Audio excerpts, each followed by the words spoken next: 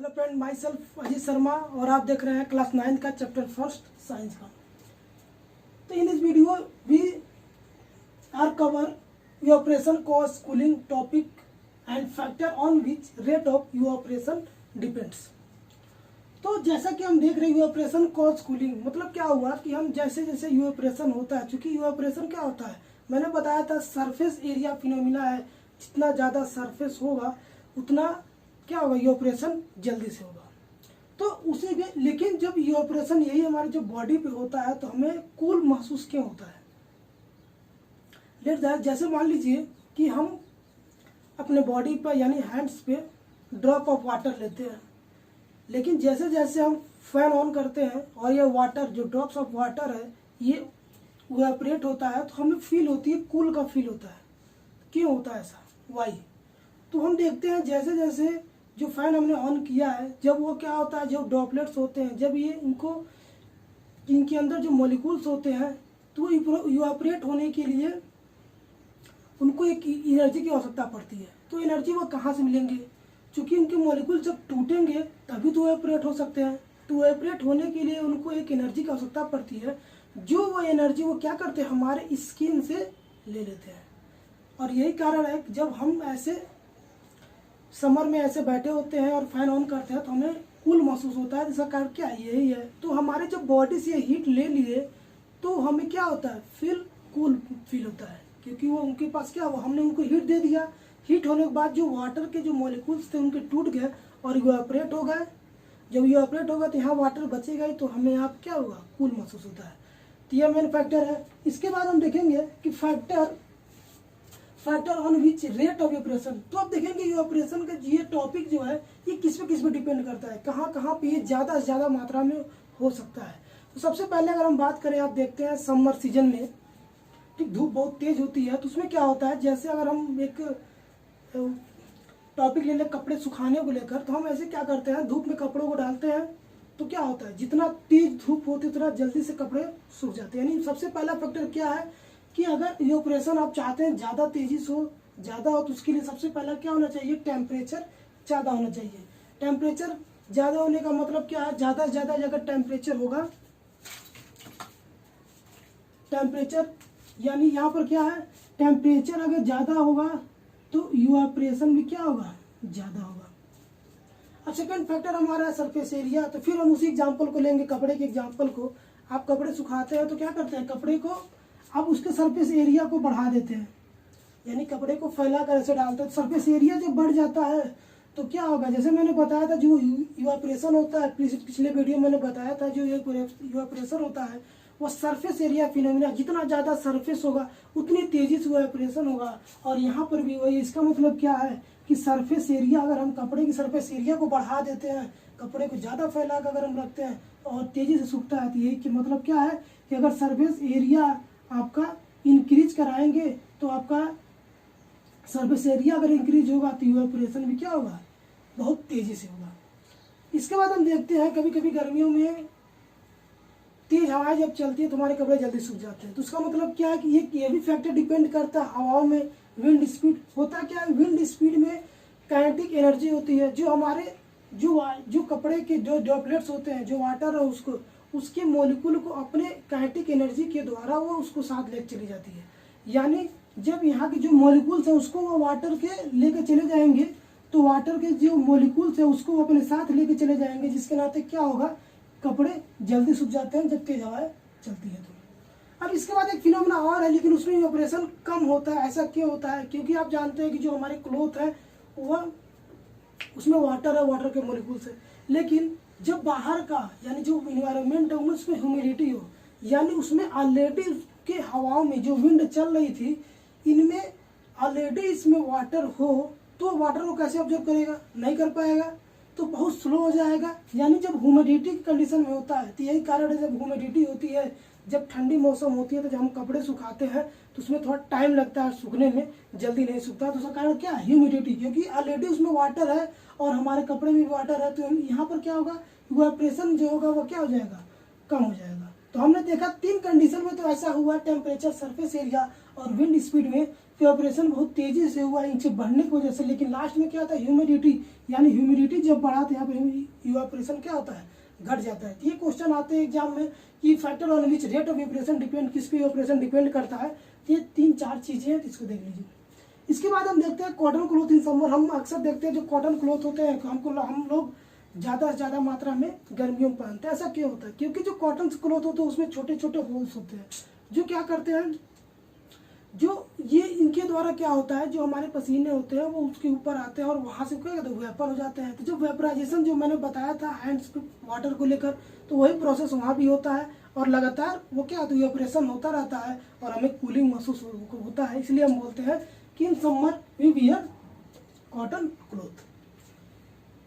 Earthen pot clothing, यानी जो मटके हैं, मटके में पानी को हम देखते हैं ठंडा रहता है। ऐसा क्यों होता है, क्योंकि जो मटके में भी होता है क्या होता है, छोटे छोटे छेद होते हैं जो हमें यानी हम खुली आंखों से नहीं देख पाते हैं। आप जैसे उसमें पानी डालते हैं, छोटे छोटे छेद के द्वारा वो क्या होता है, वाटर के जो ड्रॉपलेट्स होते हैं धीरे धीरे बाहर आते हैं और बाहर से इवेपोरेशन होता रहता है। यानी वो बाहर से इवेपोरेट करते रहते हैं। जैसे जैसे बाहर से इवेपोरेट करते रहेंगे, अंदर क्या होगा, उनको ठंडा होते रहेंगे और यही कारण है कि जो उसमें वाटर होते हैं वो ज़्यादा ठंडे होते हैं। इसका ड्रॉप्स ऑन बोतल की बात करें, हम फ्रीजर में बोतल रखते हैं पानी की, कुछ ज़्यादा एकदम फ्रीजर में रख दिए, खूब अच्छे से एकदम वो ठंडा होगा। लेकिन जैसे ही हम बाहर निकालते हैं और कुछ समय तक उसको बाहर ऐसे रखते हैं, आप देखेंगे वाटर के बाहर उसके पानी के ड्रॉपलेट्स दिखाई देना शुरू हो जाते हैं।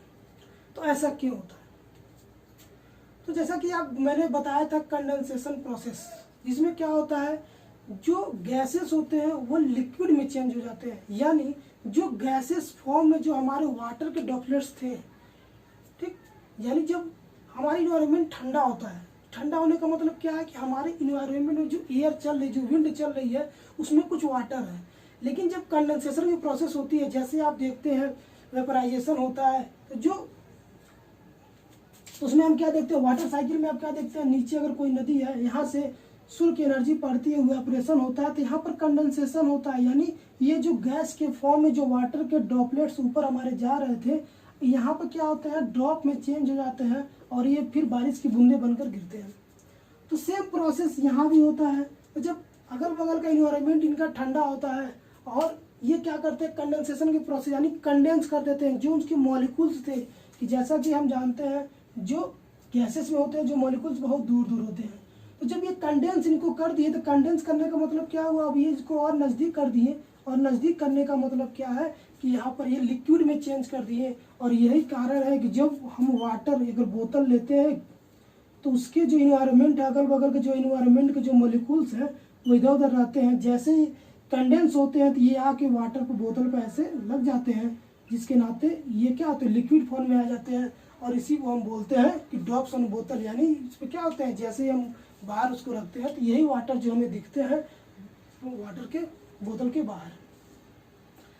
तो ये आपको समझ में आ गया ये सारी चीजें। अब इसके बाद हम बात करेंगे लेटेंट हीट, बहुत ही इंपॉर्टेंट लेटेंट हीट, ये बहुत ही इंपॉर्टेंट टॉपिक है। आइए हम देखते हैं इसको, और ये आपके चैप्टर का लास्ट टॉपिक है। इसके बाद आपका चैप्टर ये खत्म हो जाएगा। तो आइए देखते हैं इसको। इसके लिए सबसे पहले हम हीट कर लेंगे, एक ऑब्जर्वेशन करते हैं, छोटा सा ऑब्जर्वेशन, उसके माध्यम से मैं आपको बताऊंगा कैसे ये बहुत इजी वे में लेटेंट हीट होता क्या है। जैसे मान लीजिए सिंपल सा एग्जांपल लेते हैं, वाटर। हमने वाटर लिया और यहाँ पर हमने एक लिया ये हीट करने के लिए, ठीक है। पहले मैंने मेजरमेंट किया तो ये वाटर का जो ये वाटर था वो 30, पहले से हम इसको माप लेते हैं 30 डिग्री सेल्सियस यानी वाटर है। जब मैंने हीट देना शुरू किया तो ये वाटर चेंज हुआ, यानी जब जितना हीट इसको मैं लगातार देता रहा और ये अब क्या हो गया, जो हीट मैं दे रहा था अब ये मैंने दोबारा जब मेजर किया तो ये क्या हमने देखा कि ये अब 100 डिग्री सेल्सियस हो गया है। यानी 30 डिग्री सेल्सियस से चेंज होकर क्या हो गया है 100 डिग्री सेल्सियस। फिर कहा गया ठीक है और हीट करते हैं, फिर देखते हैं क्या होता है। तो फिर मैंने और हीट किया इसको,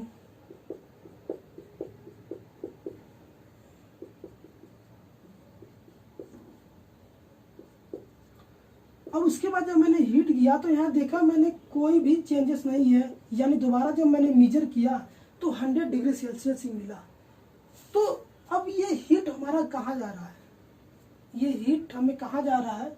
तो फ्रेंड ये जो हीट है ये अब कहाँ जा रहा है, क्योंकि आप पढ़े हैं कि जब एक निश्चित समय के बाद क्या होता है, जो हीट हम करते हैं हीट के द्वारा ये वेपर यानी भाप बनना शुरू हो जाता है, वेपर होना शुरू हो जाता है।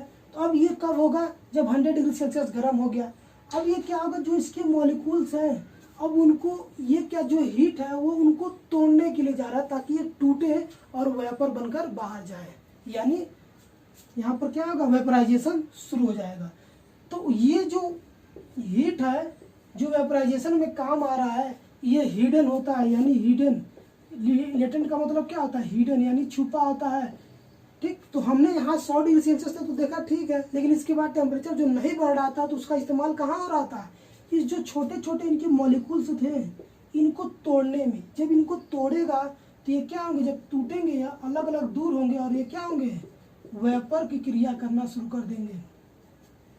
तो जो ये हीट था वो कहाँ पे जा रहा था, वह हीट का यूज इन मॉलिक्यूल्स को तोड़ने में जा रहा था, इसलिए इसके आगे टेम्परेचर नहीं बढ़ रहा था तो वेपराइजेशन यहाँ पर शुरू हो गया। तो इसी को बोलते हैं लेटेंट हीट। तो इसी को हम क्या बोलते हैं, लेटेंट हीट। है समझ में? एक बार और बताऊंगा।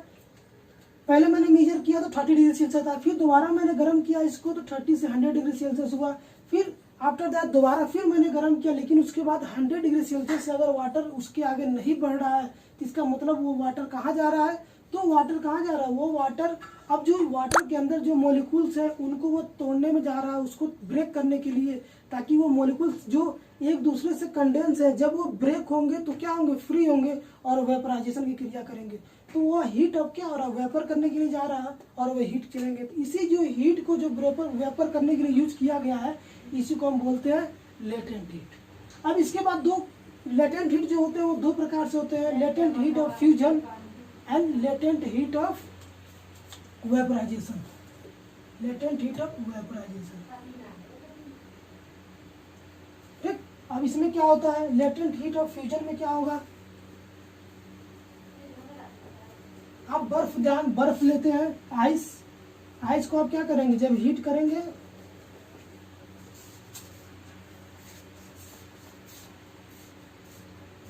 आप एक, इसके लिए हम बता रहे हैं, आप एक आइस लीजिए,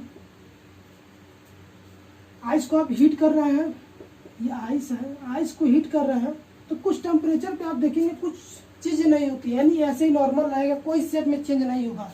यानी यहाँ पर क्या होगा, सॉलिड से टू लिक्विड में चेंज हो जाएगा। तो जिस टेम्परेचर पे ये सॉलिड से लिक्विड में चेंज होना शुरू हो जाता है तो जिस हीट की आवश्यकता बढ़ती है तो उसे हम बोलते हैं latent heat of fusion. Fusion का मतलब क्या हुआ, मेल्टिंग,